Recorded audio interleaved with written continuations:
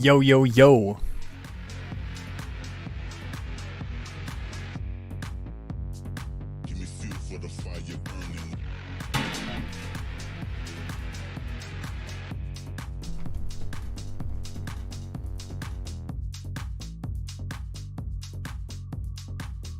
Mic check. How we doing out there?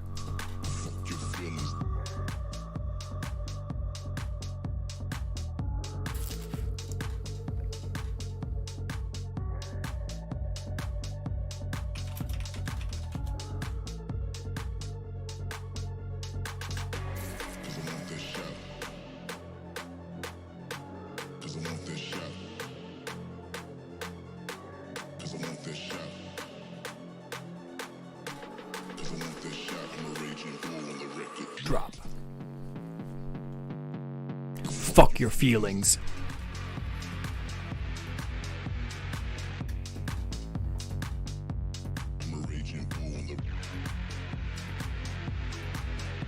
Raging Bull. Alright guys, that was Burned by Recognize. Let's get into the show. Let's quit horsing around here. Let's quit dicking around. How do I even do this anymore? What is even it is? I'm alive. Hey guys, how's it going? There we go. We have chat open. Look at that. All right, you guys. There's a lot to cover tonight. Let's just jump right into it. I'm not going to talk about it. Hey, it's been 73 days since my last show. I was going to say, I missed you.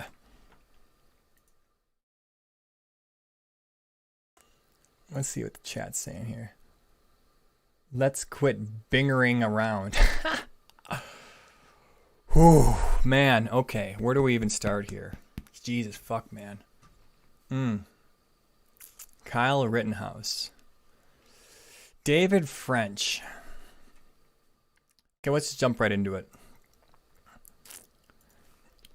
Kyle Rittenhouse trial, as you may or may not know, the guy self-defended himself against terror, against a mob of thugs, and he's now being given the Nicholas Sandmann treatment. If you guys don't know, Nicholas Sandmann was a high school student who just stood still as a Native American protest activist, walked through a crowd of people and banging his drum in the kid's face and trying to intimidate the kid to move. This guy, the grown man, is the asshole picking on kids here. But let's read here. So this is the Daily Mail, Nicholas Sandmann. So it's hey, Nicholas Sandmann's own words. The parallels between me and Kyle Rittenhouse are impossible not to draw.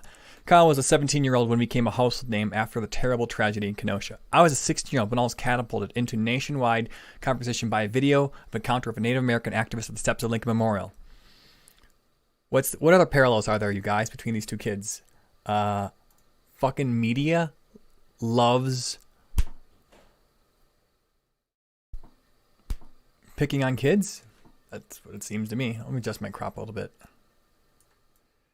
There we go. Oh shit. What's up, man?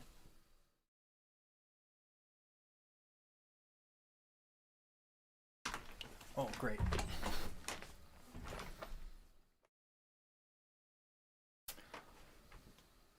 There goes my green screen.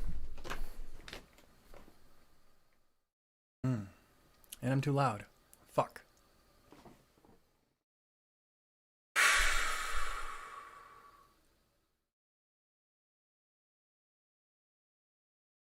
Killed my flow right there. Hold on.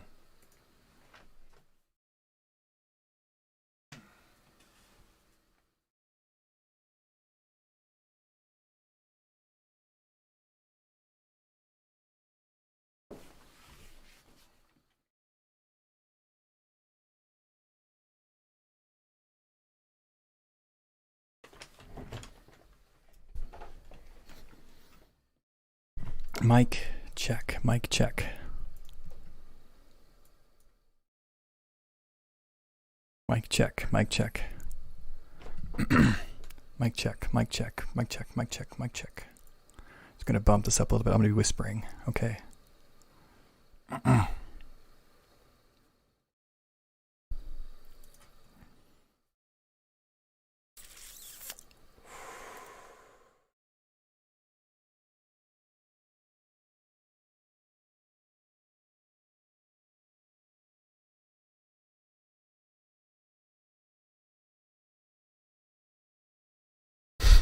Dude, no,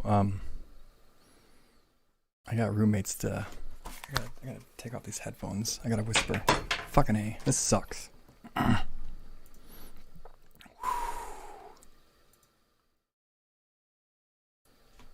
The parallels between me and Kyle Rittenhouse are impossible not to draw. Kyle was a 17-year-old when he became a household name after the terrible tragedy in Kenosha. I was 16. Fucking A. I can't whisper like this. I need like a sound box around me.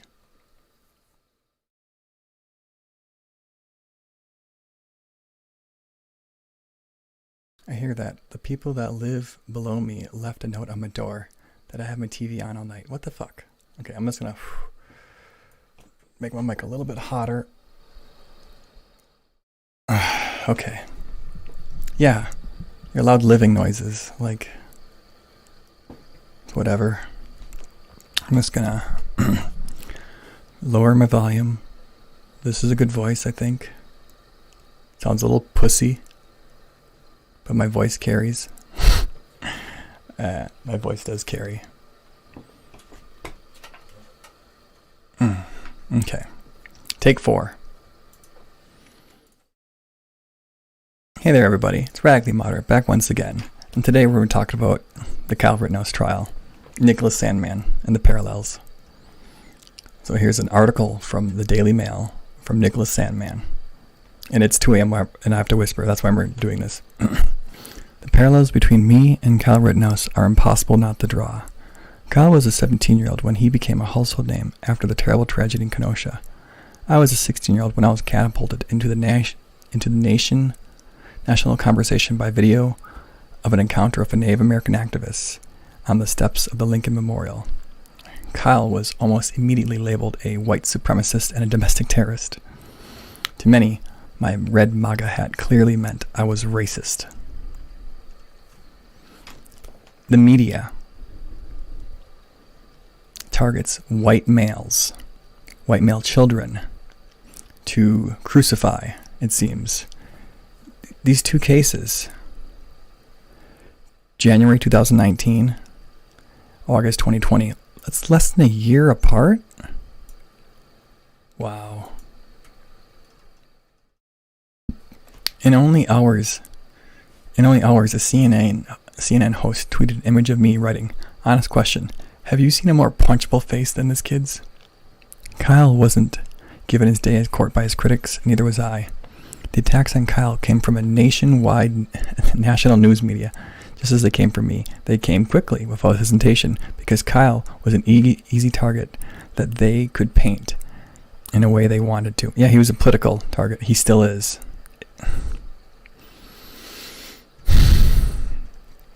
The news is about coverage that includes statements of a fact that do not need to be corrected, but the liberal media doesn't do this. Liberal media rushes to be the first to report every single label on Kyle as a terrorist, white supremacist, and school shooter in the streets of Kenosha will only ever be withdrawn after the damage has been done.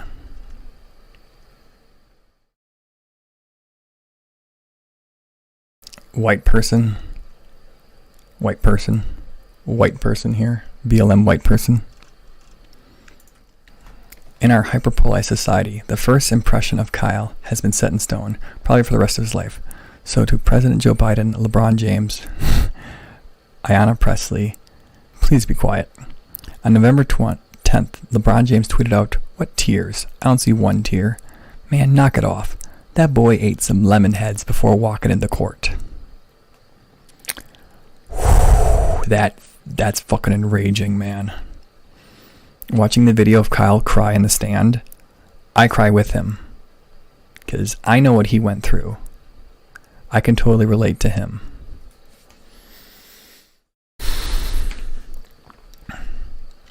It's obvious to the trauma associated with this event and how severely it affects Kyle.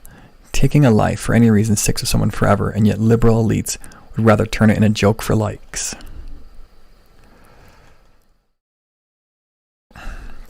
I watched a body language expert talk about this. The reason there's no tears is because he's going into PTSD shock. And when you're in PTSD shock, everything clenches, all your muscles tighten, including your vocal cords. That's why it made it hard for him to breathe. And his tear ducts even constrict, hence no tears. Not only does Kyle have to deal with that, but is compounded with the overwhelming stress and trauma of character assassination taking place against him. From my own experience, the death threats, the feeling of no future ahead, and that millions of people hate you is enough to alter you in many concrete ways and permanently. Make no mistake, even the strongest person cannot resist the mental impact when the media war machine targets you. With Kyle's name dragged to the mud, the clear effects it is having on him, and many have started to ask the question whether Kyle should sue for defamation. Yes, he should. He should fucking sue him to hell. While I am by no means an attorney, I've gained some experience on the ins and outs of defamation and can offer an educated guess on the outcome if Kyle were to sue. It is important to note that defamation cases are some of the hardest cases to win. The plaintiff must first prove that what was published about them was false. And this was usually defeated by protection on the first. The second is opinions. You can't sue for opinions, so. But they did say they called him a school. Some people had to have fucked up. Let's see, terms like white supremacist, terrorist, school shooter. Yeah, those probably wouldn't be successful. If person A were to say Kyle was a white supremacist, A would be able to claim being a white supremacist is an opinion of his conduct. Yeah, you can't sue for opinions, but when people say factual statements about you, should Kyle sue? Yes. That'd be great. I heard this guy got $100 million from CNN. Let's end this segment and go to the next one.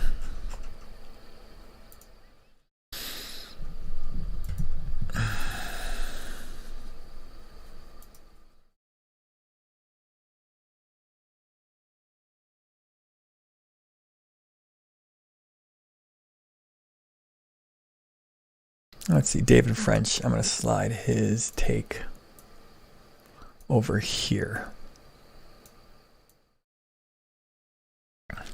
So we have some reaction to the Kyle Rittenhouse trial.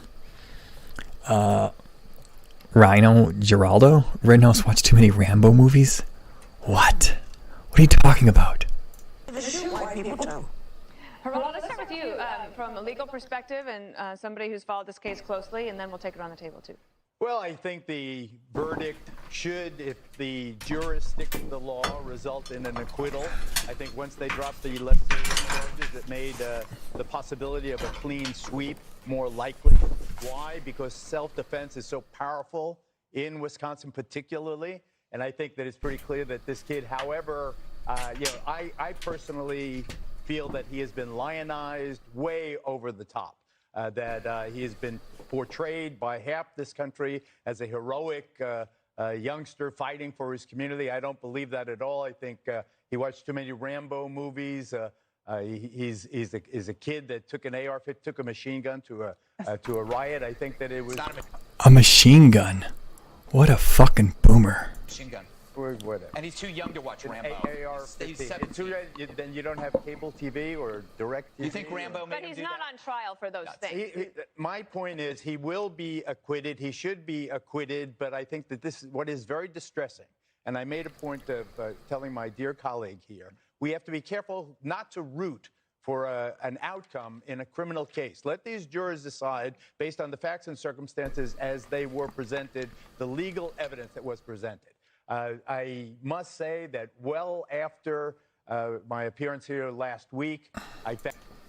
This guy's an asshole. Conservative Inc. circulates propaganda claiming that Kyle Rittenhouse is no hero. Oh, and then we get into David French here. The moment to make a hero out of Kyle Rittenhouse is both ridiculous, or the movement to make Kyle Rittenhouse a hero is both ridiculous and dangerous. He was a foolish kid wielding a deadly weapon. Deadly weapon. Deadly weapon. But even foolish kids have the right to self-defense. Based on evidence, acquittal is reasonable. Validation is not. Kyle Rittenhouse is a victim, not a hero. There's nothing wrong with that. But in a culture where victimhood is all too often used as a marker for heroism, partisans on both sides. Oh, shut up. Democrat Cory Bush, if Kyle Rittenhouse acquitted, white supremacists can shoot at us. What is this craziness? What? So this is a tweet. Uh-oh, am I too loud?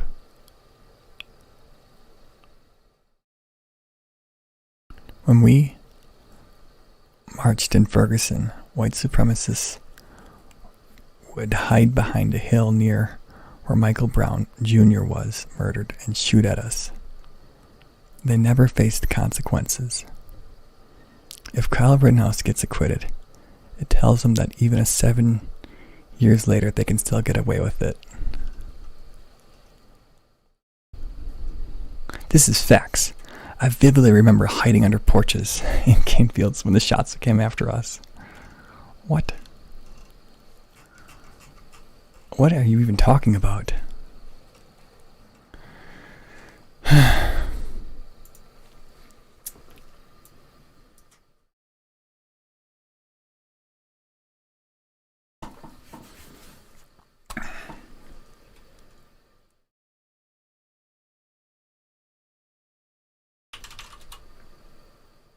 Oh, that's weird.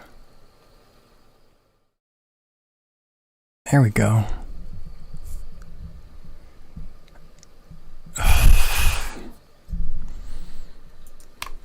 David French. Open carry is materially different from concealed carry. It is often designed to be menacing. Wait. What's designed? Hold on. Let's really parse his words here carefully.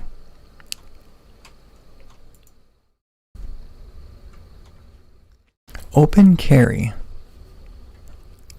is often designed to be menacing? Huh? To intimidate the public and public officials. And after the debates around Rittenhouse, it's time to rethink open carry as a matter of ethics and law. So, this David French guy,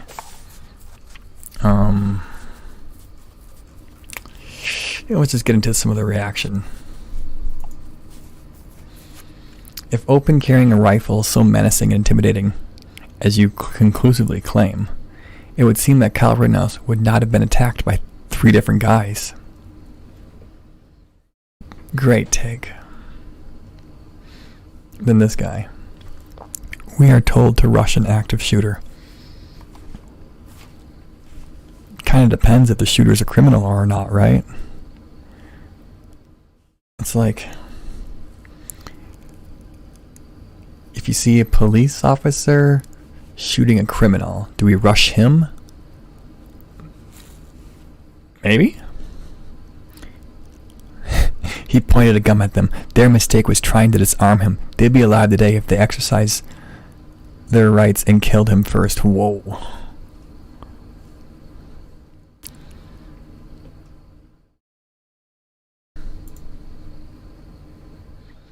And so this person asked, what did you want Kyle Rittenhouse to do? Carry a concealed rifle? Not be there. Oh my fucking God, David French. Fuck off. The answer of not be there isn't a response. It doesn't actually counter the claim made by this lady here. Because not be there has nothing to do with open carry or concealed carry.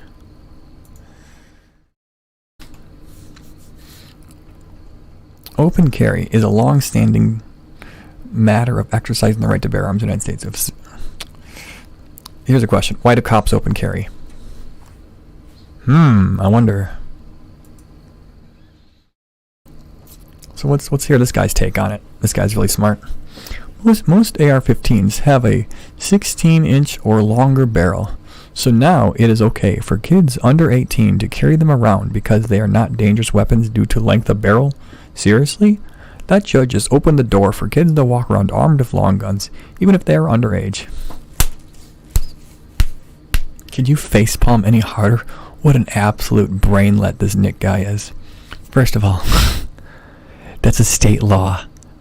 Okay? It's only in Wisconsin does that law work. Other states may have different laws, but this is only in Wisconsin, bro. It's not nationwide, you fucking idiot. But yeah, in Wisconsin, it's legal for 17, 16-year-olds to carry on long rifles. Get used to it.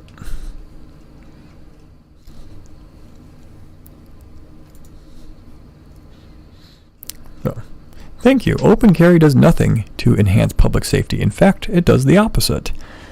It has morphed into a political statement, inviting a political statement in return from those opposed.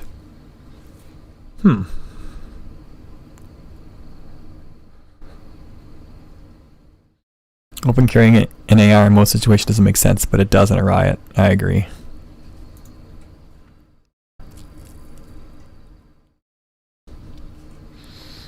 This person says, amazing how you know people's motives and are able to mind read. You should go to Vegas.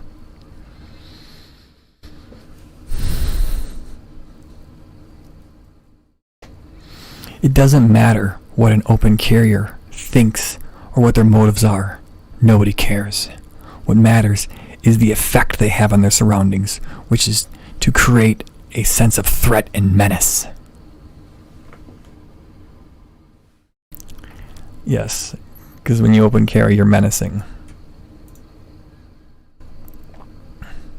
Propaganda sniper here. Dave French's hot take is designed to appeal to the younger generations who only know virtual firearms from video games like Fortnite. In the real world, how does one conceal carry a rifle intended for rapid deployment and self-defense? You just equip it from your inventory, of course, huh? MP5.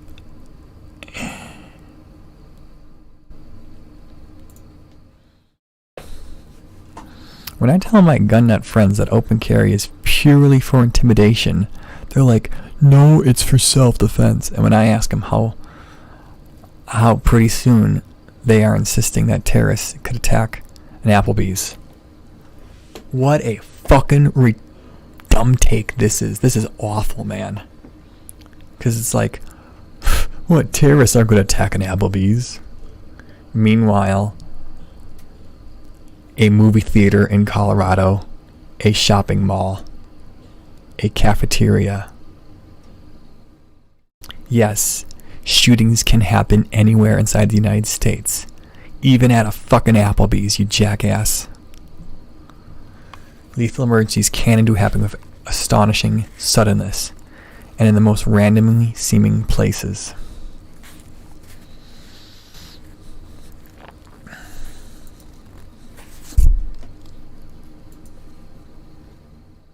Oh, then there's this guy, my last take. You don't know who's a good guy and who's the bad guy when everyone open carries a gun in public. Sure you do. A bad guy uses this to harm people. Let's see here. As a police officer, I never saw a criminal open carry. I think that's probably a true statement. Alright, if you guys like this type of content, leave a like, subscribe down below.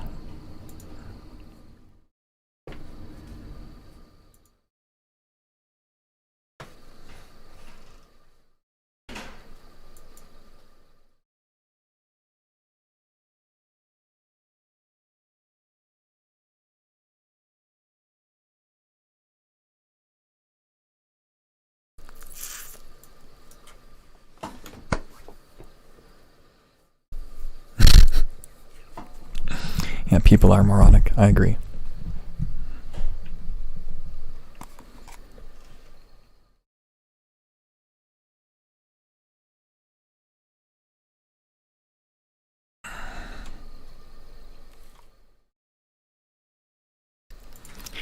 N-word threat found on porta potty at Facebook construction site. All 1,300 workers sent home. $50,000 reward offered.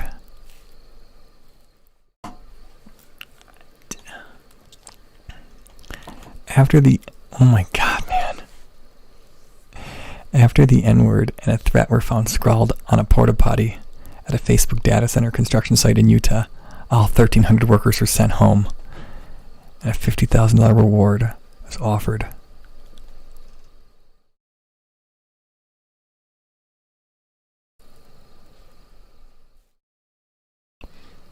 The message on the door facing the inside of the porta potty in Eagle Mountain reads, Killa Day 11/29. What? What the fuck?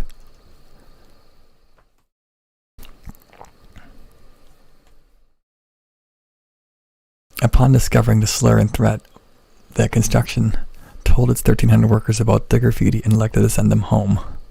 As a precautionary measure. What did Facebook have to say? Meta, formerly Facebook, has zero tolerance for any racist acts. While this is a challenge facing the entire industry, we're working with our general contractors to implement measures that will help prevent them at any of our construction sites. The threat wasn't directed at a specific person, and there's no credible evidence that the threat will be acted upon. In addition, since the construction site is a secure area, authorities told the station that vandalism may be an inside job. Of course it is, you fucking dumbasses. It was one of the people who used the porta potty. Anything else? Sergeant Spencer Cannon, Public Information Officer with the Utah County Sheriff's Office, tweeted the incident. One commenter replied, "White lives matter." Oh my god, no. Did he tweet it back? No, he did not tweet back. What the fuck? Why would this guy do that?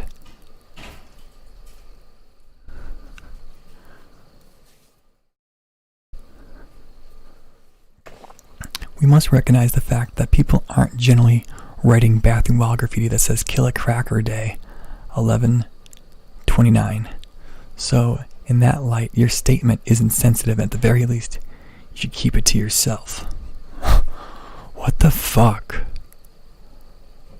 What the actual fuck?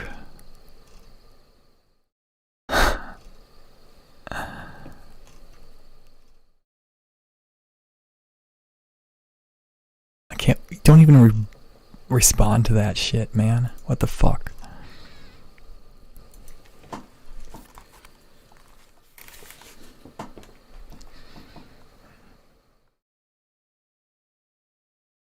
Oh, the video's not playing. Okay, we'll end this segment.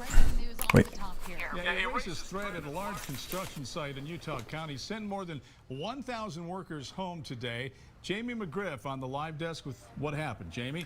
Okay, this is happening at the Facebook data center in Eagle Mountain and involves racist graffiti. The Utah County Sheriff's Office now on the case.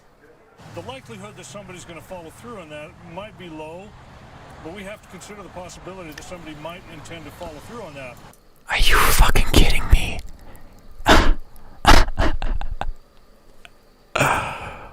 You know what you should do? Is send your black employees home that day. If you care about them so much. The folks at Facebook. What are the odds that this was done by a black employee? Fake hate crime hoaxes are pretty common these days. Look, like I said, are very concerned about it. He called a meeting with the workers today. and they have offered a reward of $50,000 to anybody who can provide information that helps to identify the person that wrote that. The sheriff's office says someone spray painted a violent racial threat against African Americans. That is not spray paint. That is not fucking spray paint. What the fuck? That's a Sharpie marker. You fucking idiots. On a porta potty and saying to do so on November 29th. Facebook gathered the 1,300 construction workers on the site and told them about it, then sent them home. Facebook is offering a reward for information. The sheriff's office says that the graffiti was not targeted at a specific person. Deputies say the construction site is secure, so they think someone on the inside is responsible. There you go.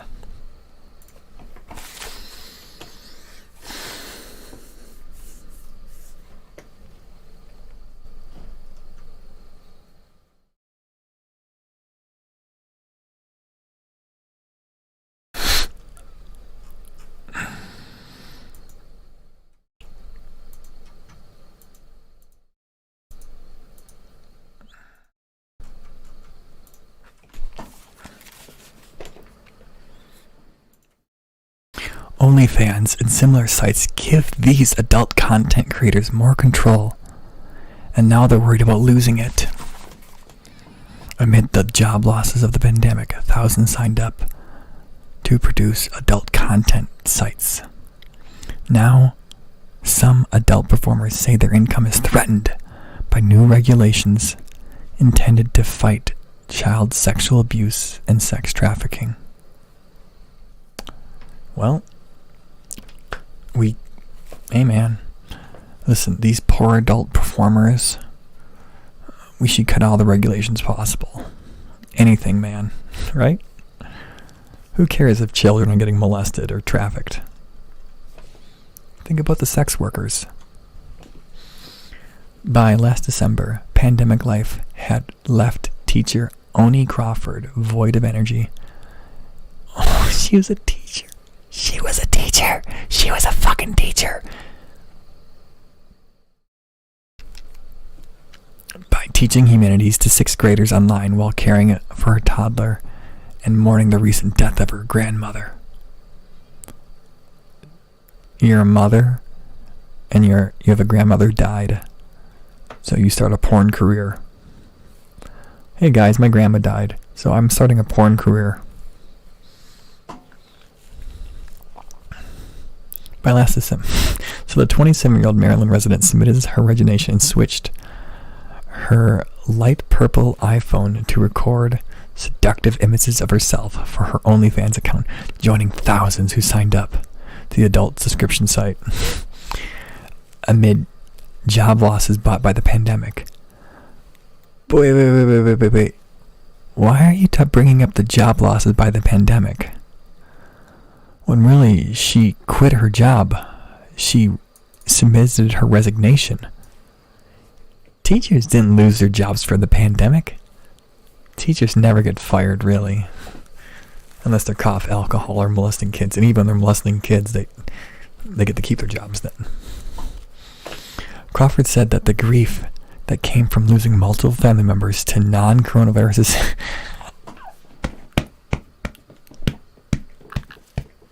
oh my fucking god. What the fuck are they writing here?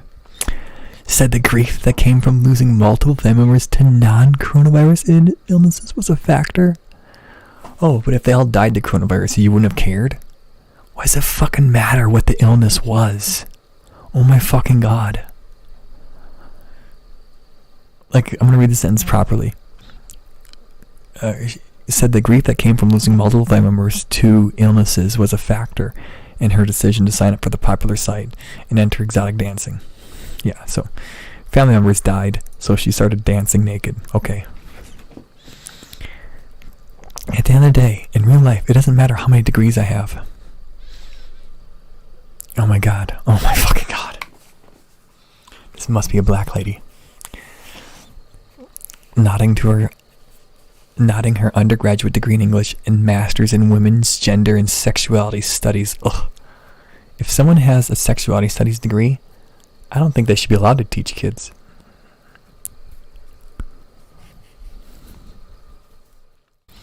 all of those systemic successes failed me once I got to the pandemic and was being asked to choose other people's children over my child. Oh, fuck off. Choose other people's children over my child. What do you mean? It's a job, you fucking asshole. Everyone who fucking works a day job is choosing to leave their house, leave their kids to make money to provide for them. Dancing and making content gave Crawford time and freedom to be with her daughter, who is now 4. Is your daughter watching you fucking perform naked? Is she in the same room with you while you're getting fucked? If, like, unless you're exposing your daughter to this shit, you're going to have to be isolated from her, which is the same thing as leaving the house. So what the fuck are you even talking about? I have a feeling she's exposing her kids to her fucking masturbation sessions. Something she couldn't do as a teacher, stuck to do online instruction all day. But Crawford, a small-scale performer with fewer than 100 subs. Oh no, she's making like... Oh no. Fewer than 100? I bet you I have more YouTube subs than she does. Oh no. And other creators of adult content were shaken when OnlyFans announced in August that they would ban adult content. Now creators, especially those from marginalized backgrounds, we know what that means, with smaller sub counts, say they're bracing for further disruption. Groups campaigning against sex trafficking and sexual exploitation of children are pushing credit card companies to impose new restrictions for processing payment on behalf of sexually explicit sites, aiming to restrict illegal content. For sites for creators of adult content have proliferated in recent years. They differ from traditional porn sites because they eliminate talent scouts. Last month, MasterCard began requiring sites to introduce content review processes to verify identities, ages, and proof of consent for people appearing in the content. Anti-trafficking groups such as In Exodus Cry are pushing for Visa, Discover, and other companies to impose similar requirements. But although the policies are aimed at protecting those who might be forced into sex work, content creators and their advocates say it could hurt legitimate performers. Yeah, so think of the kids, right? The rules, which require creators of sexual content to obtain documentation of all people digging into scenes, and the site reviews material when first posted, seems innocuous on the surface. It is. It is. Do you know how many fucking websites I've signed up for that I'm required to take a picture of my driver's license? Google. Google fucking sends a fucking thing to your house. You want to open up a Google business. Facebook will mail something to your house too before you get allowed to advertise. Like, honestly, this is not that big of a fucking deal. But hold on, let's hear them out, okay? Let's hear them out. But they can be time-consuming and confusing. Oh, guys, you gotta remember, we're dealing with porn stars here. They're not very bright. Creators say, creating bureaucracy that threatens their livelihood. Oh, they're complaining about bureaucracy and red tape now. Many sites have their own standards, compelling creators to handle a crush of paperwork to meet differing criteria. In addition, the new monitoring requirements for sites are delaying payments. It feels really crummy. This is not protecting us. It's not supposed to fucking protect you. It's supposed to protect fucking kids. Okay? Said Scarlet Lush. Hold on. I'm gonna do a little research off screen. Hold on. Said Scarlet Rush, huh? So you got OnlyFans?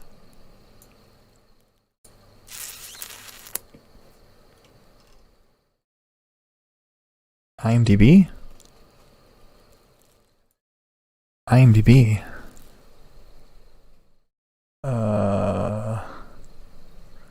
Okay. Well, Scarlet Lush Humilinatrix. She starred in Breast Intoxication, Teach Me How to Sleep with Your Father, Let's Insert Your Plug, Oh Look, a Human Carpet, Jerk Off Instructions. So she's got quite a promising career, Scarlet Lush here. A DC area creator of adult content and dominatrix who spoke on the condition that she would be identified only by her performer name to protect her privacy. How convenient. How nice. It makes it harder for us to be financially flexible and independent, she said in the interview. How? MasterCard said it made changes around April because of the risks associated with illegal content. When we established the rules, okay, it's MasterCard's statement, don't care. OnlyFans said in a statement that it complies with MasterCard's policy changes. The company did not respond full up. The pandemic ushered in a new wave of adult content creators, some of them amateurs who decided to record themselves for profit and became heavily reliant on the internet to earn a living. That's their fault. The most prominent hosting site is OnlyFans. As many as 8,000 creators and 200,000 people signed up the day after Beyonce shouted out the site in a song lyric, OnlyFans founder. Creators also flocked to this site. To video clip sites such as Clips for Sale and I Want Clips to sell their content. The sites take a percentage of the creator's earnings, up to 20% or more. Oh God, no. For performers such as Crawford, OnlyFans helps fill the gaps where money from in-person stripping doesn't flow as smoothly. On nights when dancing is slow, or when she has pent-up energy from performing in clubs, she applies strip lashes to her lash line, accentuates her cheekbones. What? Oh my God. Although she won't feel many of the new requirements as a solo performer, then what is she complaining about? What is she complaining about? Although Crawford won't feel much of the burden from the new requirements herself as a solo performer, she won't have to track down identifying material for other... Identifying material? You mean IDs? It's so hard to get IDs. She sympathizes with other performers who'll be affected. With the frequency in which you have to upload to maintain your subscribers, it's going to be a lot. What are you talking about? What the fuck are you talking about? What utter retardedness is this? You don't have to constantly upload. Subscribers don't unsubscribe. They don't unsubscribe from you when you don't post in a long time. YouTube even says this. People are too busy watching other content to busy unsubscribe from you. They're not going to unsubscribe from you. They're waiting for you to post more content. This is so fucking stupid.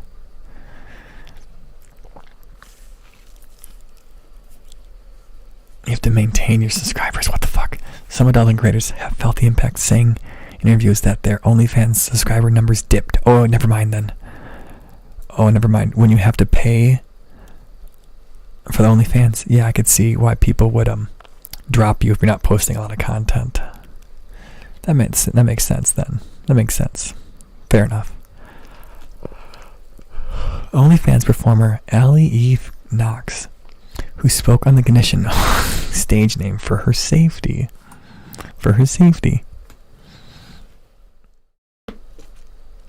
said she has been in distress at her home in Texas since the new policies have became effective, throwing off her schedule for filming fetish and financial dominatrix content. Oh my fucking God. This is the type of bitch who does the pay pig stuff. She's mad because she can't have guys come up to her, give her money, kiss her feet, and leave. Because she would have to get those guys' permission and their IDs and their right to film them for her little financial dominatrix content. What the fuck? Knox said her income has fallen by 25% since August. Her revenue has shrunk even more as she waited for clips to be approved. OnlyFans was our lifeline prior. It's a crazy struggle. I live primarily on my content. You should open up like your own site then. You should start your own OnlyFans. I was hopping from platform to platform to whoever will take me. She said, counting up the 21 sites she has joined, nothing is safe. At one site, I Want Clips apologized to creators for delays in approving uploaded content as it gets used to its artificial intelligence that flags banned words and props used in cosplay or kink genres. The flags create another hurdle because moderators must have to manually approve images. Oh my god. This is a long article. Chief Executive of Fansly?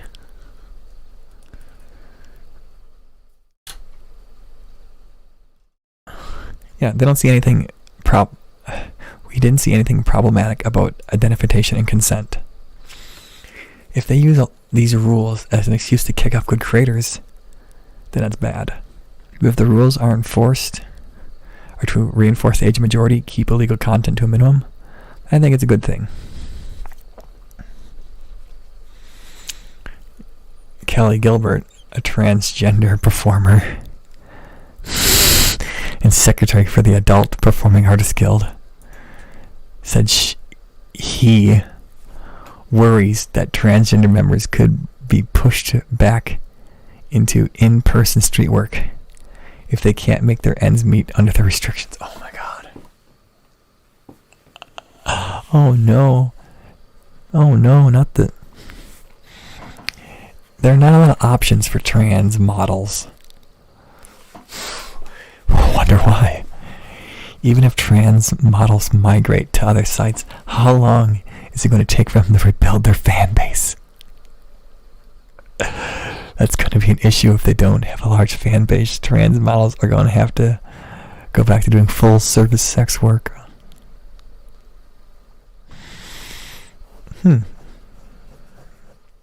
So there's a professor of finance who teaches corporate finance and said sin businesses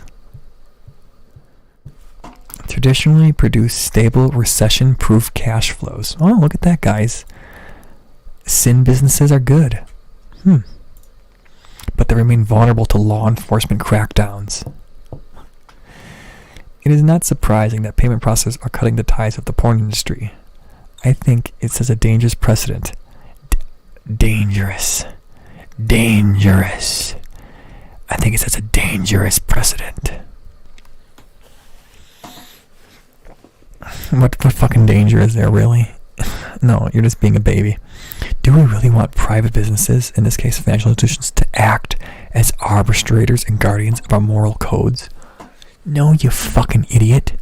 What's happening is MasterCard doesn't want to be held liable as a bank for facilitating financial transactions that result in the exploitation of minors. So that makes them liable by proxy, okay?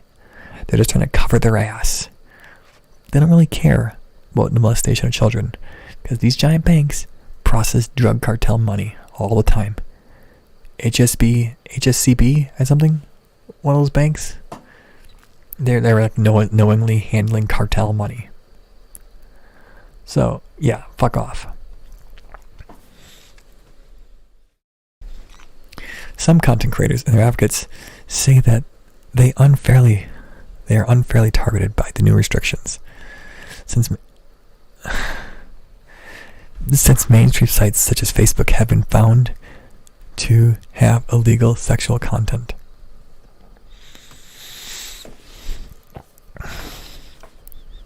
According to Human Trafficking Report, Facebook platform was commonly used for recruiting children and adult victims in sex trafficking last year. Instagram, WeChat, Snapchat followed Facebook. We've been combating human trafficking. Snapchat says to make it difficult for predators to identify and meet young people.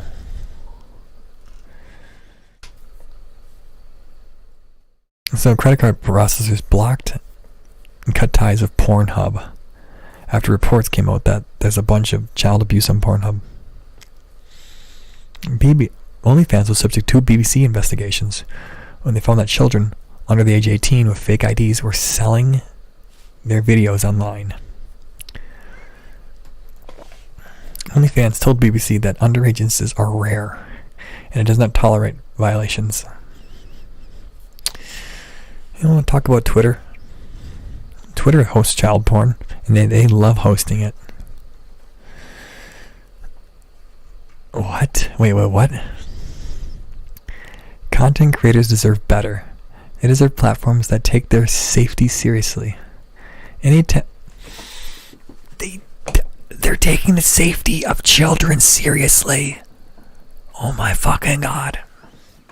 But what you worry about is the financial safety. Only attempts by OnlyFans to vilify these common sense standards is raw corporate greed. And I suppose the reality that pornography industry is inherently exploited. Public Speech Coalition, Free Speech Coalition, a trade association for porn. Wow, okay.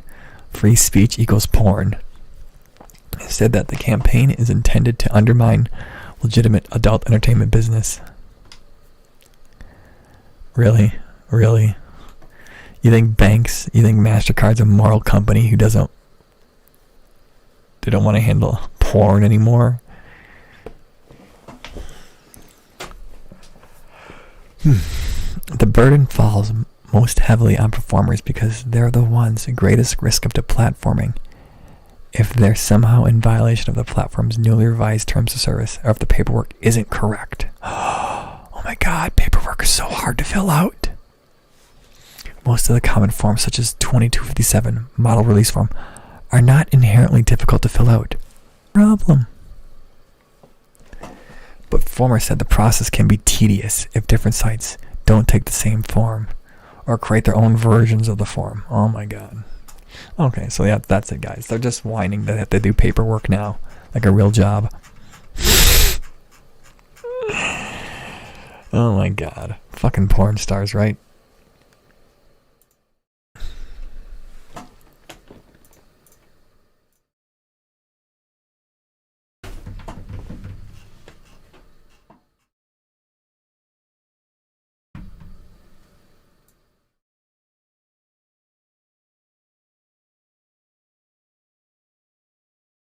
Oh my god, this was fucking upsetting. Holy shit, that was enraging.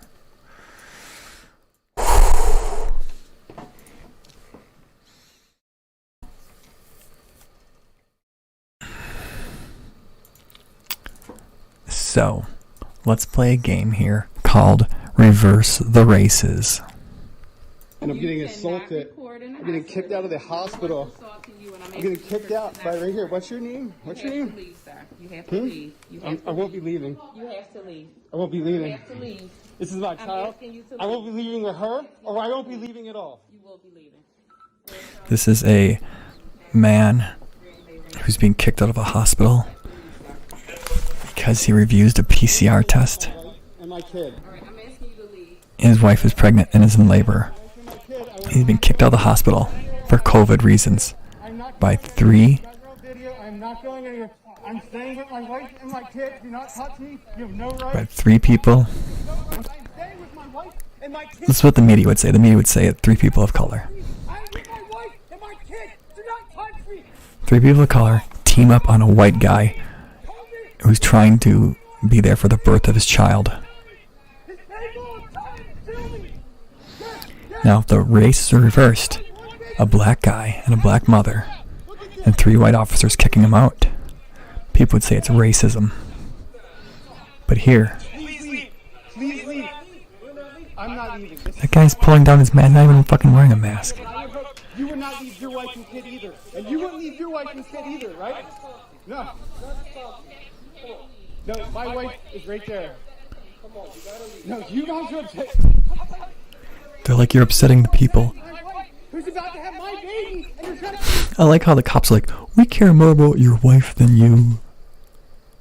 Drag me in the fucking room! You're guys are trying to get me away from my baby. It's never going to happen. I'm never going to leave my child or my wife because of a COVID test. Do you understand me? Do you understand me that this is my right? This is my wife, and she is crying right there. He was forcibly removed from the Einstein Hospital while his wife was in labor because he refused to take a COVID PCR test. Which, COVID PCR tests don't even work anymore. FDA said they're not a thing. My wife, and she's... Hold on, before they just kick him out, handcuff him, right?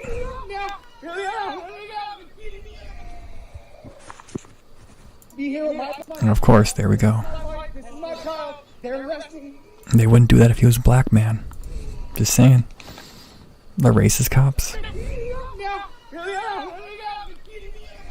Racist cops.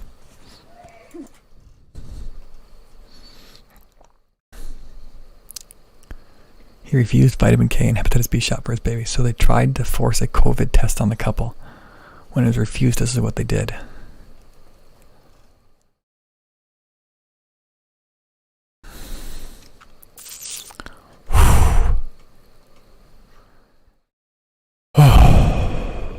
I would probably act the same way.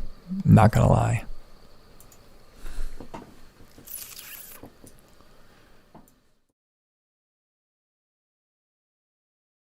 Okay, let's talk about this fucking anime meme now. I've been waiting all night for this.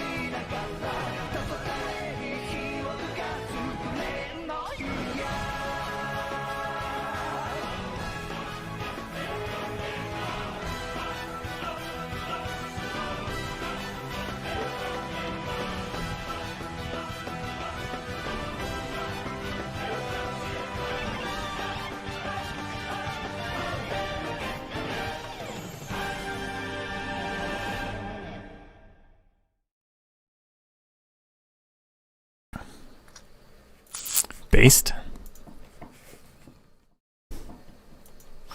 So, now that you've seen the meme, what do you think about it? I think it's a pretty good shit edit. Like, it's not the best edit, but it's alright. It's funny. Gets the point across. It's humorous. I like it. It's entertaining. But oh my god. Do you see the part where he sliced at AOC's neck? Oh my god. This is a literal call for violence right here. He is literally killing real life AOC. She just died in person because of this. This is a threat against her life.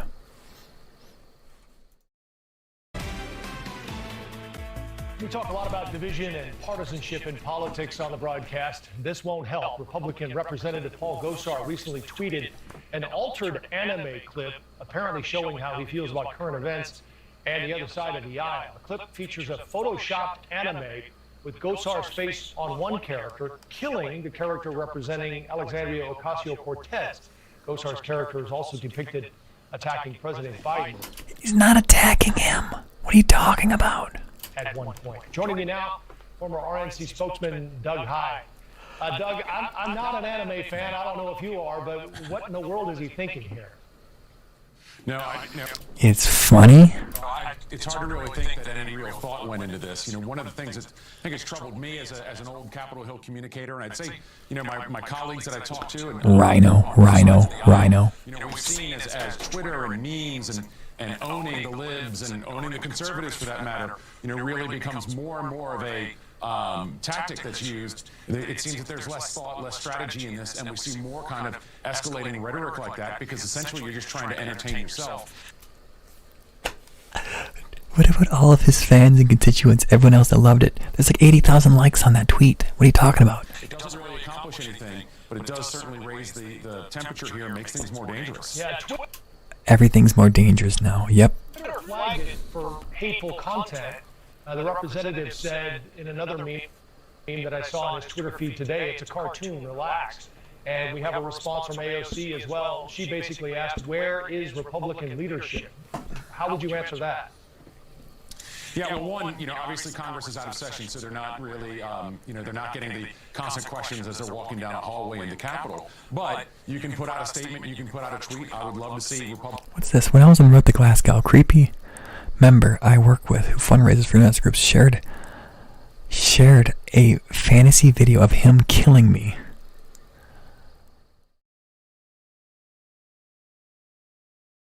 He will face no consequences. Cheers amount of excuses. We'll be back to because institutions don't protect women of color. And that is race baiting right there. You know, they did, I think, the right thing in last year, the previous Congress, in removing Marjorie Taylor Greene from her committees. Paul Gosar should go through that same treatment and be censured by the entire House. And I hope fuck this guy in the ass. Would be a really overwhelmingly bipartisan vote. For this post alone? Yes, of course for this. You know, what you see wow. You know, you can giggle about it if you did it, but the reality is this further raises the temperature, and it doesn't raise any temperature. Follow members of Congress and you know, follow the news. Some people get worked up about this, and you know, I view this personally because they're not talking about Fuentes. They're talking about Gosar. When he was shot at, as were so many other Republican members of Congress. I was working at the Republican National Committee that Saturday morning that Gabby Giffords was shot. Obviously, you know, January 6th still, you know, still is massive. What about January 6th? Important into the national conversation that we're having right now. So these aren't fun and games. Somebody's going to get hurt. From a meme? Somebody's going to get hurt again. It may be a member of Congress that everybody knows. It may be somebody that, you know, somebody doesn't know. It could be a state representative. Could be a, you know, a governor. Obviously, you know, there's a kidnapping plot on the governor. So, Steve Scalise.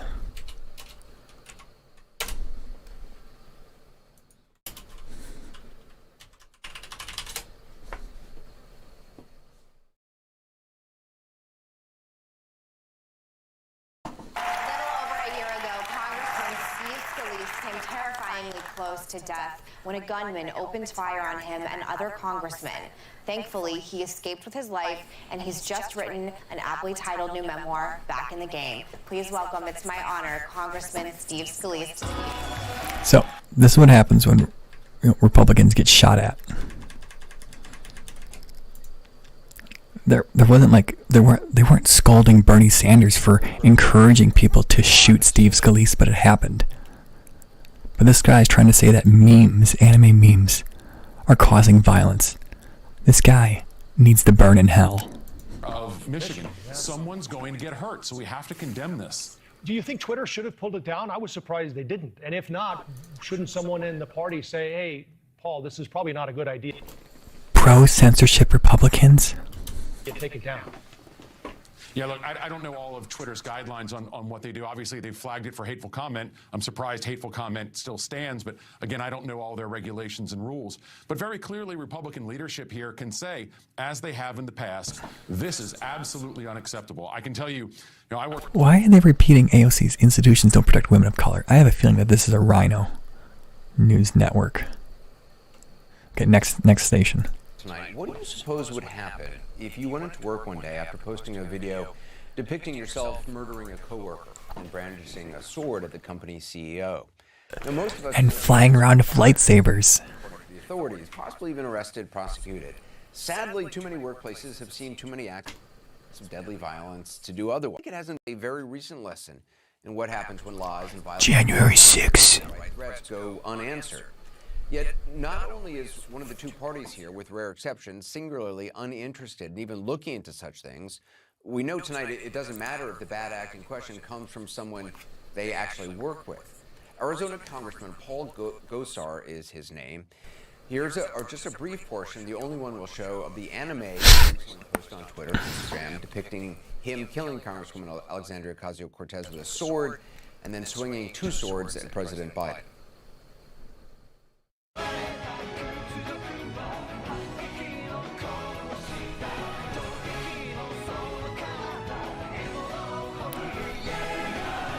If it's so horrible, why not play it?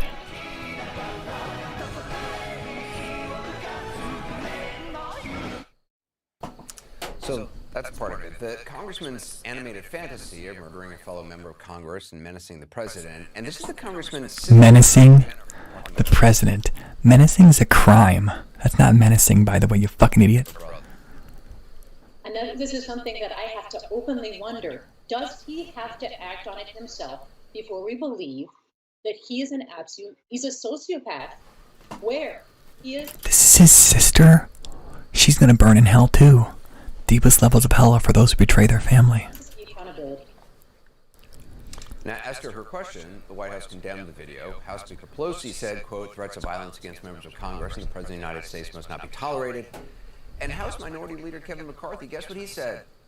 Nothing. We invited him on the program as well, but we heard nothing back. Congressman Gosar, who we also invited on tonight, tweeted out a cartoon response earlier today, the message saying, it's a cartoon, relax. Then later he... Oh, you forgot to read the left side of the meme. You didn't read the left side of the meme.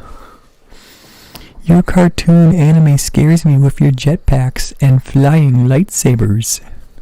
Earlier today, the message saying, it's a cartoon, relax.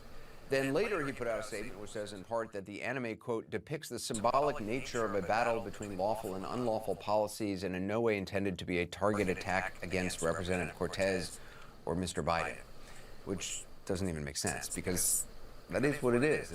No, it's not. It's a targeted attack. It's not up to interpretation. It's not a targeted fucking attack. Yes, it's an anime. Perhaps the richest sentence, though, in this one... It's an anime. It's an anime. Lawless wind is blowing across our land. It's an anime. He's not wrong about that one. It's an anime. Listen to a pair of hate-filled voicemails, two of men... Cooper, it's an anime. Immigration on... That's what piece of traitor. I hope you die. I hope everybody in your... What's this about? This has nothing to do with the anime meme. Member where we are Congress, Marjorie Taylor Greene, she tweeted out the names of the Republican House members who voted for the bipartisan infrastructure bill, writing, quote, these are the 13 Republicans who handed over their voting cards to Nancy Pelosi to pass Joe Biden's communist takeover of America. Is that bad? Via so-called infrastructure. In a separate tweet, which we're not showing you, she posted their phone numbers. Now, the Congresswoman is... Oh my god, you posted public... It's probably their office phone numbers. Are you fucking kidding me? Is a big believer in the lie, or big lie, or at least she claims to be. She's compared mass mandates to the Nazi persecution of Jews and the Holocaust. And she's right. She's flirted with the anti-Semitic conspiracy, fraud, QAnon. She's not... QAnon's anti-Semitic? What? How is QAnon anti-Semitic? The one facing discipline, though, from her party for exposing her fellow Republicans to hate and perhaps even to harm. And so far, Congressman Gosar isn't being even mildly reprimanded by his party leadership for his... The meme is ingrained in racism. What? ...threats. Instead, to read from a headline in today's Washington Post, and I quote, GOP floats punishment for its 13 apostates. Good. So in other words, the 13 Republicans who voted on the same bill, 19 Senate Republicans, including Mitch McConnell, also supported. Those are the ones the Republicans are going after. The piece goes on to report that some parties stripped these 13 Republicans of committee assignments and quotes... Okay, so this is the problem here, sir. This is the problem. They're mad that the Republicans are going after the rhinos, and they're mad that they won't take down Gosar. They're like, Anderson Cooper, he's like, we like the rhino Republicans. Leave them alone. Please go after Gosar. Former Trump Chief of Staff Mark Meadows today endorsing the notion. Same Mark Meadows, of course, who's been served with a subpoena to testify about what he knew about the coup attempt. The same Mark Meadows used to be, the big leaker guy. We'll have more on that story shortly because 10 more of those dropped late today. But if you're wondering why it's suddenly a sin to support roads and bridges in your district, but we're not. Oh my fucking God.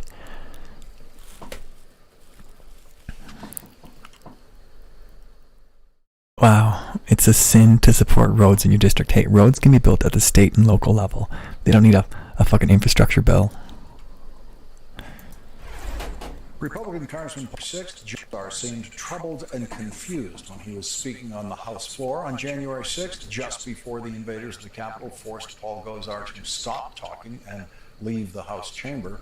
Paul Gosar was one of the people who encouraged the attack on the Capitol earlier in the day. Paul Gosar is a dentist, and you would think he would understand how that's Dr. Gosar then. To help made it via same knives to threaten President Biden.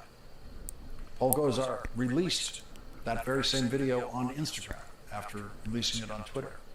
I know this is difficult for you. You and your brother Tim have spoken about your brother Paul. After he tweets an altered video depicting him killing AOC. What is wrong with him? That is a stretch.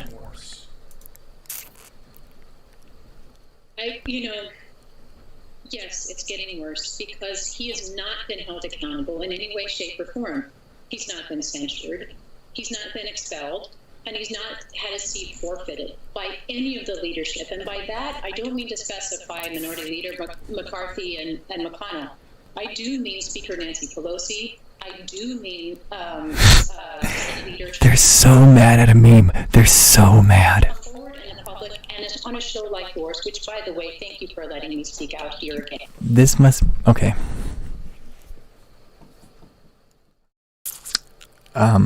This means that you're on target. The more flack you get means you're on target. So he should keep doing this. More anime memes. Not even approach the intellect. Their desire. Oh my God. And certainly Attorney 3 different news shows talked about this. With 2 swords. We're only showing some screenshots because it's so vile. It's so vile. In its entirety. Let's bring in now Jennifer Gosar. She is the sister. Probably because it's so good. Congressman Paul Gosar. Jennifer, nice to see you again. She is doing a CNN speaking tour, huh? Thanks for being here. I know that days like this are very hard for you and your siblings, and I know that you have spent a couple of years now, a few years, speaking out about your brother and the threat that you think that he poses. Do you think that it's getting worse? What an absolute garbage human being this is. Yes, Allison, it definitely is getting worse because no one... The only reason they're talking to you is because you're his sister and you're speaking out about and you're denouncing him. Because, like, it's supposed to, like, oh, look how bad he is. His sister is speaking out about him. It makes you look bad. You look like the asshole for tearing down your family member like this. No one holds him accountable. Not Kevin McCarthy, not Senate Leader Mitch McConnell, not Senate Leader Chuck Schumer. By hold him accountable, that's their authoritarian nature showing through. He only has to be held accountable to the people who voted him in office, his constituents. He doesn't care what you think or what you think. If his constituents like him, that's all that matters. Not Speaker Nancy Pelosi, not Attorney General Merrick Garland. No one holds him accountable. And this is something that I have to openly wonder. Does he have to act on it himself before we believe that he is he's a sociopath? Do you think he's going to act on what? Grab some swords? And lightsabers? And go flying through the halls of Congress? Slashing people? With his flight, what do they call it? What Attack on Titan, what are those suits called? Scout suits? Scout kits? And what's more, we know from everything we have seen and certainly Attorney General Garland has seen much more of it than I, that there is evidence to show he was in a conspiracy to commit treason against the United States of America. Where is the accountability? Before we get to what you January 6th. and your conversations that I know they wanted some of the country and take back the White House, that's not inciting violence. It's different when you say, I'm fighting for you on an issue. But when you say, come to Washington, we'll take back the Hill, and you can honestly, with some sort of straight face, and I don't care how much text is on that 30 pages, it's utter garbage. It means nothing. Wow. Democrats seeking to remove Paul Gosar from committee in political purge. Democrats advance measure to punish Republican law for tweeting violent anime video. Rep. Gosar responds to Pelosi's attempt to have him stripped of his committee. Oh yeah, what did he say? I just received word that Speaker Pelosi intends to hold a censure vote against me soon, maybe as early as this afternoon, to strip me of my committee assignments over a cartoon my staff posted last week depicting the real-life battle taking place along the southern border, resulting from Mr. Biden's open border policy. Stated that the left hates it that I'm standing up and speaking out about the provisions in the Build Back Better plan. I spoke up against the $450,000, the unbelievable gift of money to illegal aliens, while our veterans remain homeless. So they are attempting to cancel me for standing up to their dangerous agenda. Don't use the word dangerous like that, man. You sound like them. Gosar continued to say that American people deserve to have their voices heard in Congress no matter how much left tries to silence them, and he will continue to speak up against. I will not stop fighting and defending the rule of law. We must secure our borders.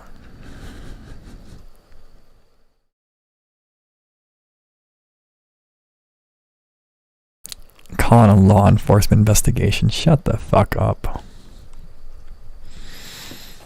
There have been few. Let's see here. When asked by this reporter if he thinks Pelosi will succeed in stripping of his committees, Gosar explained that the GOP leader will probably move the table it, but it'll probably fail if Democrats vote to censor him. There may be few like Liz Cheney and Adam Kinzinger who think I'm already said that they're going to vote for censure. The retaliation that they're doing is pretty crappy when you look at it.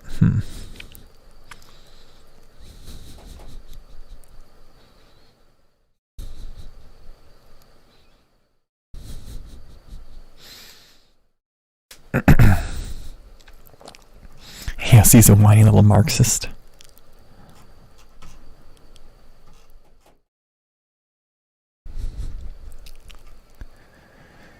Okay, at the end of this segment. Oh yeah, I get you, Kamala.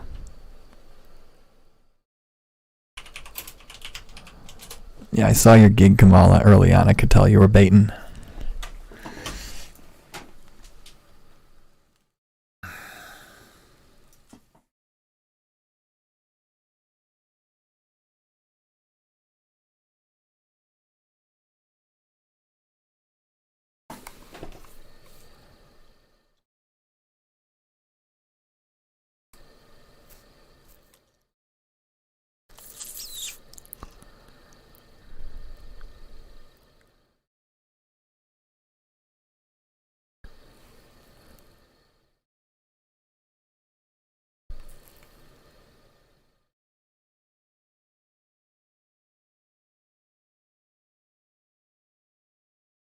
Okay, here we go. I think we're going to wind down of this topic.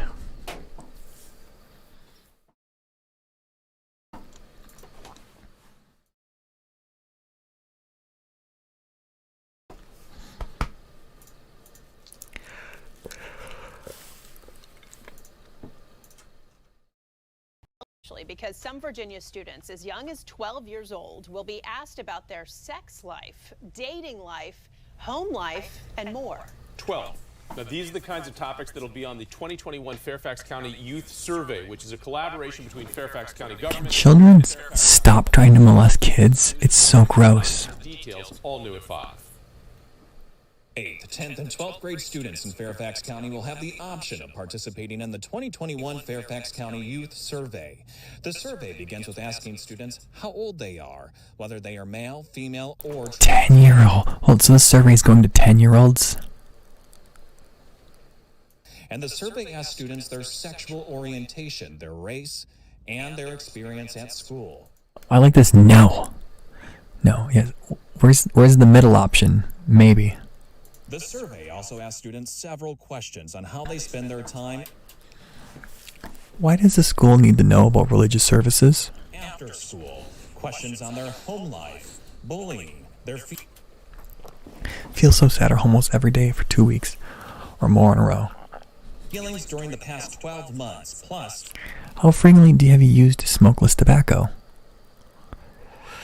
how often students use tobacco, alcohol, and other drugs. It doesn't stop there. The Fairfax County Youth Survey This is all for 140 fucking questions. asks students Next session asks you about sexual behavior. Remember, your answers are confidential. You're still asking kids about this shit, though. questions about their sexual behavior, including questions like, have you ever had sexual intercourse? How old were you when you had sexual intercourse for the first time? That's a crime. 12-year-olds having sex is a crime. So you're asking people to turn themselves in? Self-incriminate? How many people have you had sexual Oh my fucking god. intercourse with? And during the past 3 months, how many people have you had sexual intercourse with? There are more explicit questions on this survey. We posted it on WJLA.com. And we should mention, this isn't the first time the county and the public schools issued and developed a survey like this. The results of last year's Fairfax County Youth Survey found 20% of FCPS students ages 13 to 18 I can understand about vaping, maybe. vape. And the year before that, the survey found 37% of students reported high levels of stress and 28% felt sad or hopeless for 2 or more weeks in a row. The Fairfax County website saying the survey is comprehensive, anonymous, and voluntary. And the county saying the results provide a snapshot of the county's youth and serves as a barometer of the community's effectiveness in fostering healthy choices in young people. But why are you asking questions that are very political in nature about the kids' sexuality? 7 News made multiple attempts to reach out to the county and the school district, and we asked, what is this data going to be used for, and how were these questions developed? We'll let you know when we find out. In Fairfax County, Nick Minock, 7. And all new at 5, some parents expressing outrage that Fairfax County and the school district are asking kids as young as 12 about their sex life. Oral sex. And more. Many say these Sexual intercourse. You had sexual to us. As an individual learner. Sue Zoldak is a Fairfax County mom. Right? Is it the school's role to know whether our children are sexually active, how many partners they've had? How does that connect to a positive educational outcome? 7 News found that Fairfax County isn't the only county in Virginia that is issuing surveys like this to students. Prince William County Public Schools confirms the Virginia Youth Survey is required, and the Virginia Department of Health tells 7 News schools are randomly selected to participate. Fairfax County Random. Youth Survey will be administered in classrooms between November 5th. Lincoln Project Advisor. Wait.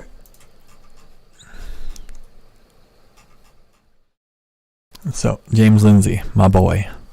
This is done in the name of social emotional learning, SEL, which should be criminalized outside of its original narrow context. I mean, people should go to prison for applying transformative SEL. And that's what this is now. They're going to stop using critical race theory and instead use social emotional language.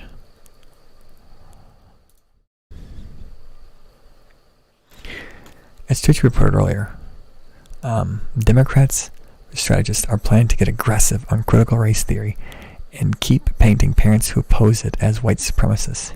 It's a strategy that worked. To elect Glenn Youngkin in Virginia So by all means, Democrats should double down on it and insisting that CRT isn't real. Do they really do that? Embassy Nicole Wallace says that Trump's instructions and that CRT, which isn't real.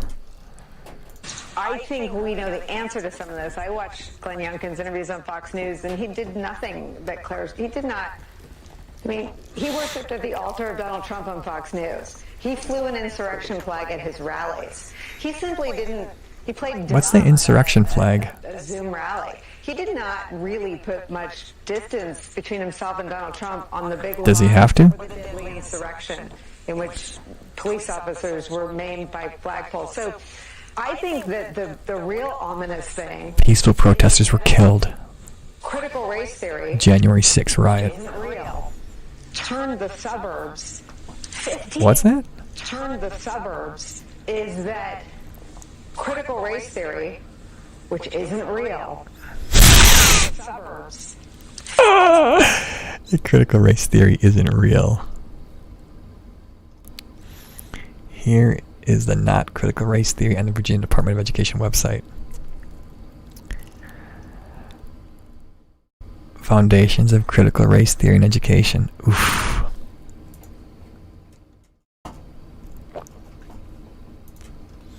So anyways, the Lincoln Project sent 5 clowns with tiki torches to pose by Youngkin's campaign bus. Yeah, remember that fucking shit? The Lincoln Project is actual fucking white supremacist people. Appearing on The View, Lincoln Project senior advisor Tara Setmayer said critical race theory is a new N-word for Republicans. This is how we have to view things. Why should our kids pay for the sins of their ancestors? But they're not. So it's about that. It's ridiculous. I know they're not, but it doesn't matter. Republicans, a lot of it is about race and culture issues. So Democrats are very bad at arguing, and Republicans are very good at fueling and manufacturing outrage. So it's the new Southern strategy. Absolutely. Yeah. The projection is so strong. Republicans are only good at feeling. Democrats, they don't manufacture outrage. Really? Really? So it's all based on race. We at the Lincoln Project pointed that out in the Virginia race. The critical race theory is the new N-word. So you're one of the people who dressed up like a KKK person? You're one of the white supremacists at the Lincoln Project? Republicans in the Southern strategy in 2021. But Democrats have to have a good comeback to this, or they will lose in 2022. Unfortunately, that's the reality. One would hope that people and parents are smart enough to know that they've always had the right to go to their child's school. Who's that fat Will? Every school district can tell you exactly.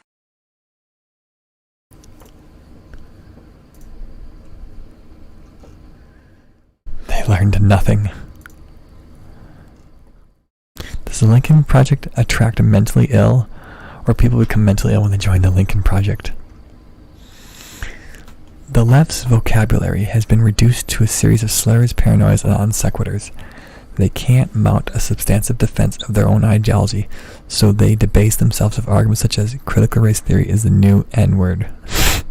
We at the Lincoln Project pointed that out in the Virginia race. The critical race theory is the new N-word for Republicans in the Southern strategy in 2021. But Democrats have to have a good comeback. It is Whoopi Goldberg, you're right. That who the fat slob is.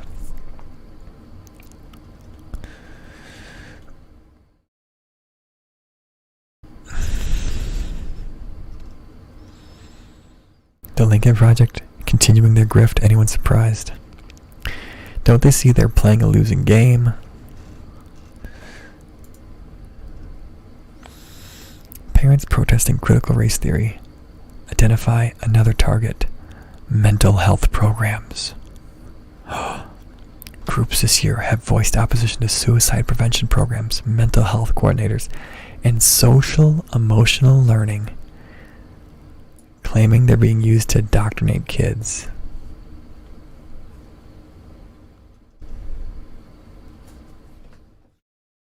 Some people have argued that young people don't struggle with mental health problems despite the data.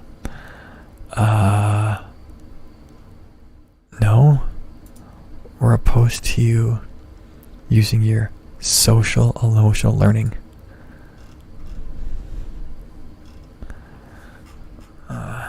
James Lindsay explains SEL to me. I need to be able to explain it to these people.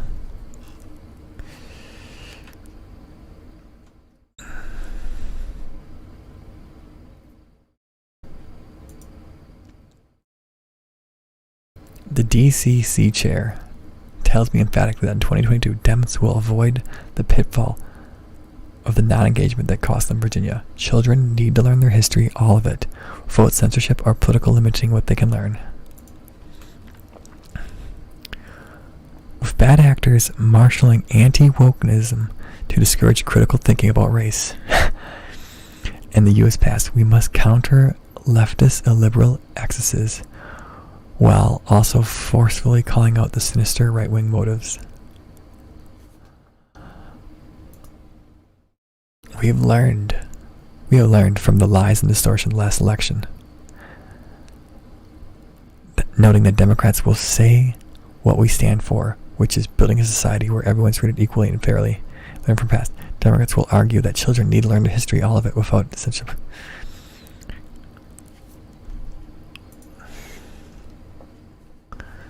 There's a lot of new reporting today on the Dems worrying about the lack of answers on critical race theory, but their deliberations seem limited to only options that course correct, that placate white voter concerns through defensive maneuvering. Who the fuck is this person?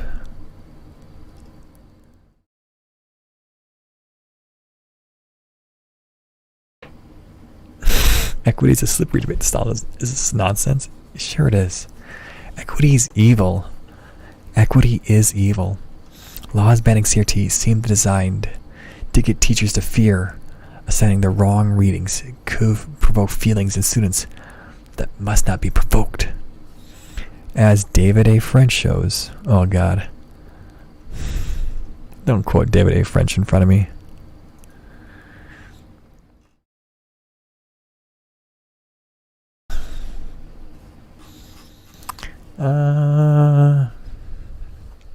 Do I have any more content?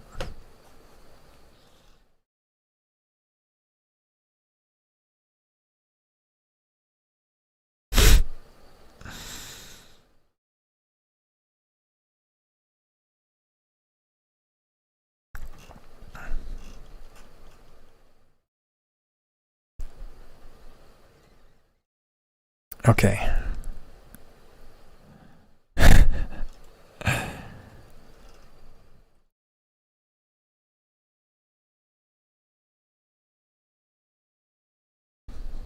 You will lose this fight, Christopher Bukai, because it's not a news fight you are mounting. History is on our side. By the way, anytime you want to debate this issue, name a time and place. Ugh. Wow.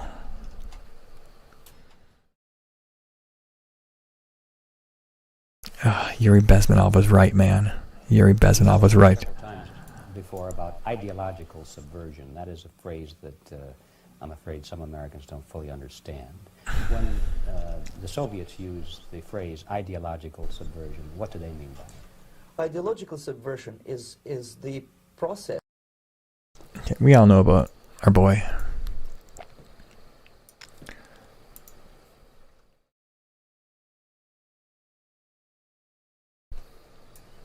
Oh, and he said some bad words. He said the N-word.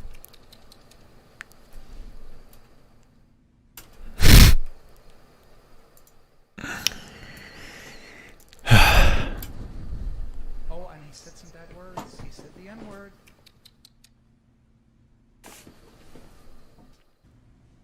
Oh, and he said some bad words. He said the N-word. So yeah, anytime someone says the N-word on Twitter now, this is getting posted. Oh, and he said some bad words. He said the N-word.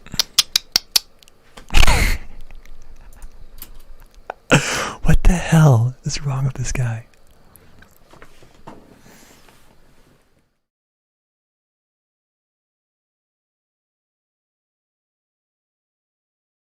Do I have any more memes?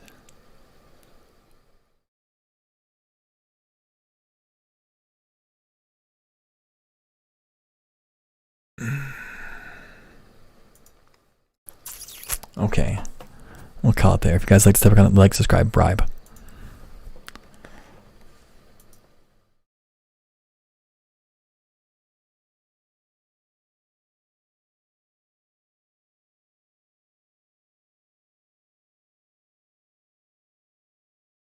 Okay, I think we're done here.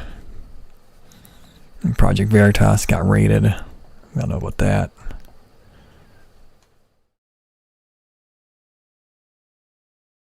What time is it? 3:30. Everyone needs. Oh my fucking god! I can't believe he said that, Rob Banks. What the fuck was he thinking? Everyone needs to take a beating sometime.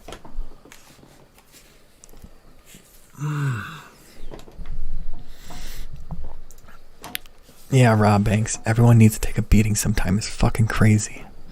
As someone who's been mobbed by a group of people,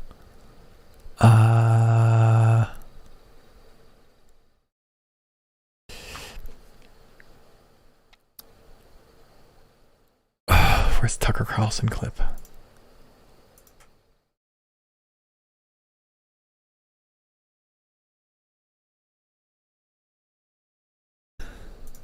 Everybody takes a beating sometimes, right? Sometimes you get in a scuffle and maybe you do get hurt a little bit. That doesn't mean you get to start plugging people with your Full Metal Jacket AR-15 rounds, and no, bullets are not bullets. Summer, they sent that message to the defend. This could have been Kyle Rittenhouse if he didn't have his gun.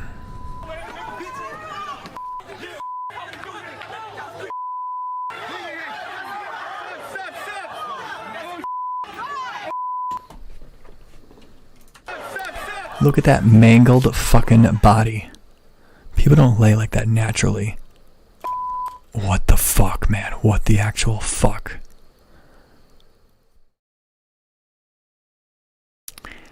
And that's, oh, just take a little beating. Just take a little beating. You know, everyone has to take a little beating once in a while. Just take a little beating. No, man. In this situation like this guy, you defend yourself by any means possible.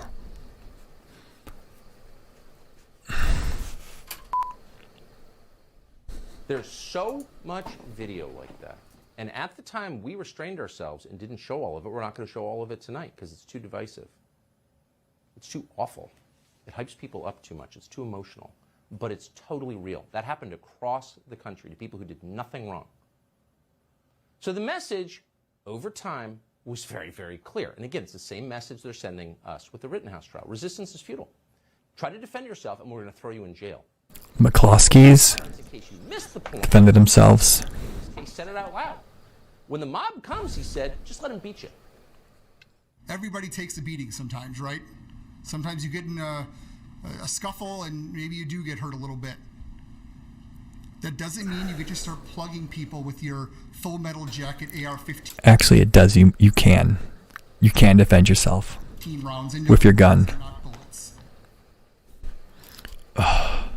Everyone takes a beating sometimes. You've taken a beating, Tubby? I doubt it. How dare you talk? These fucking prosecutors are trying to say that Full Metal Jacket bullets are like super deadly. Kyle had Full Metal Jacket bullets. That means he was trying to kill people. They would say the same thing if he had, what are they called, hollow point bullets. They would say, oh, those bullets are designed to kill people. So if you do the Full Metal Jacket, you're trying to kill people. If you have the hollow point, you're trying to kill people.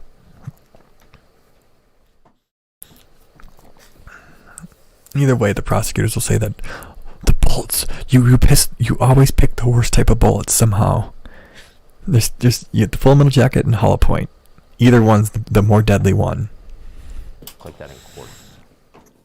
In a sane, civilized society, you can't condone violence just because the people committing it vote for the candidate you like. You can't. Notice the change here, though. This case has gone from white supremacist hunts down and executes BLM protesters, right, like it was a racial case, everyone's white, to the new theme, which is that teenager should have accepted his beating from the child molester arsonist who was chasing him and threatening to kill him. That is what it is, though. Everyone's saying that Kyle shouldn't defend himself is pretty much saying that he should have gotten beaten to death. That's what they're saying. And because he didn't, he needs to go to jail. Once again, very clear message. Submit. The prosecution hammered this again and again and again. Watch. Why do you get to immediately just start shooting?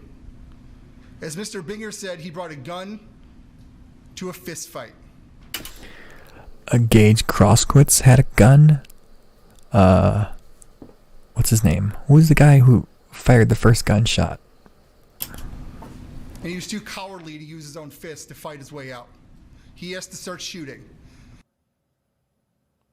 Really? Too cowardly. A 17-year-old should have gotten in a fist fight with a 36-year-old violent pedophile. Right. Speaking of cowardly, where were the police who were paid to stop this stuff?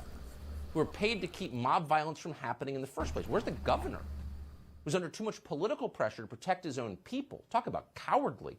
Blaming a 17-year-old who shows up because the city his dad lives in is on fire and he wants to do something?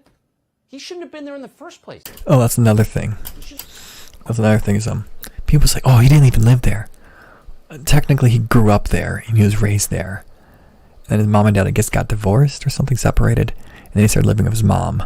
But his dad still lives in Kenosha. He had to have been there. The adults should have been there. They're the cowards. These prosecutors are appalling. This whole spectacle is appalling. At the same time, watch how the prosecutor characterizes the pedophile's actions the night he was shot. So what does he do that night? Oh, let me tell you all the awful things Joseph Rosenbaum did. He tipped over a porta potty that had no one in it. Anally raped 5 kids. He lit a metal garbage dumpster on fire. Oh, and there's this empty wooden flatbed trailer that they pulled out in the middle of the road, and they tipped it over to stop some bearcats, and they lit it on fire. He's stopping police in arson, and you're acting like arson's not that big of a deal. Oh, and he said some bad words. He said the N-word. That's one of the weirdest things that's ever happened in open court. That's the prosecutor. That's a government official mocking the idea that it's a big deal to light cars on fire to keep the police from coming in and restoring order. It's just not a big deal at all. That's what the prosecutor's telling us. That's what he just said. He's also saying, by the way, it's not a big deal to scream racial slurs in public. Really? Since when is that true? This is lunacy. Oh my God. No, it's true. If you're on the left side, they don't care if you're racist. As long as you're racist. As long as you're on their side, okay?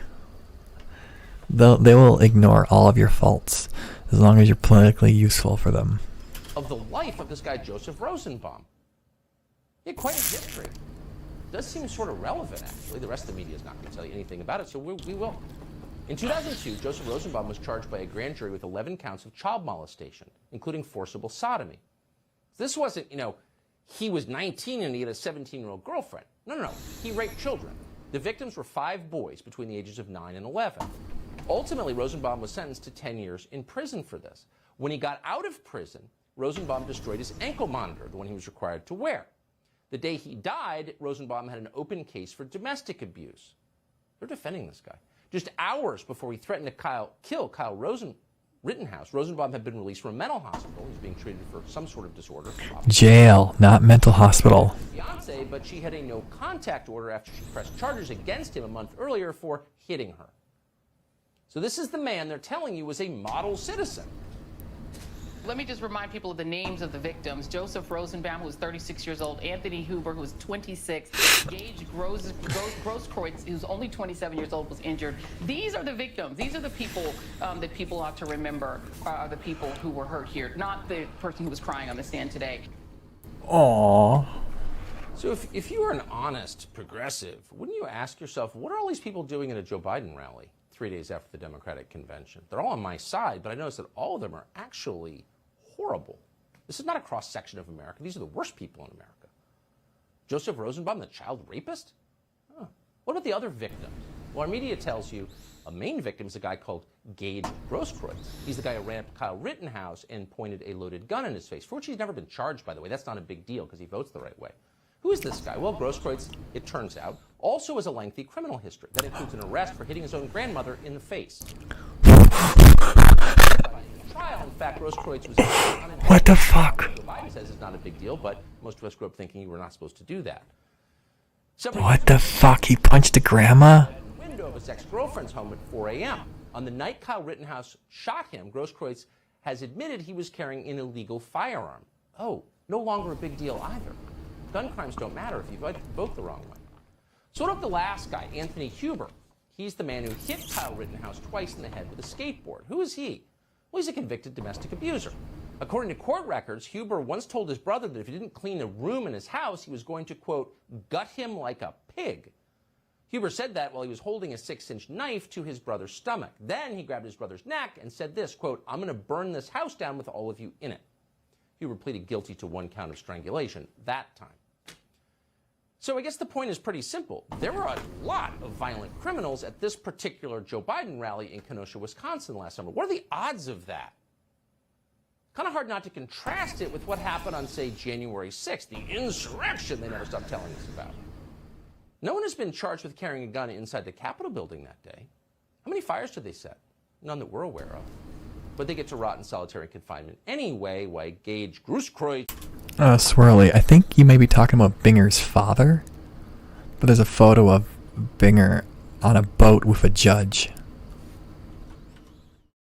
Gets the seal of approval from MSNBC anchors for pointing a loaded gun he was carrying illegally in the face of a child.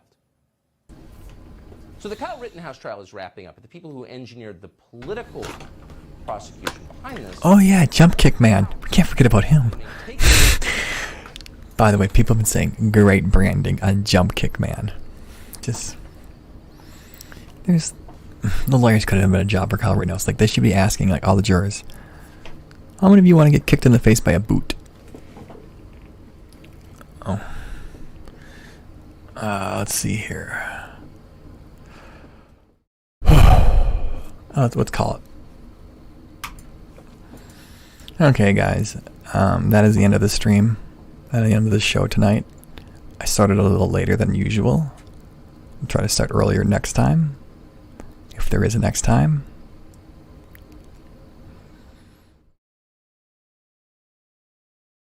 Say goodnight to you guys. Good night, Callie, Swirly, Rob.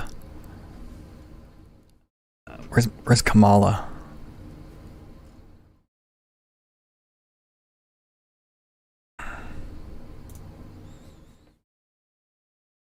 An email, Fluff Boy. Oh yeah, Binger's gay.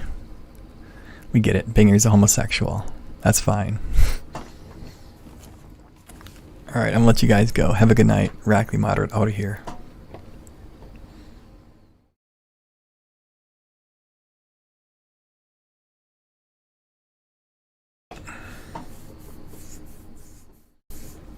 Take care, you guys.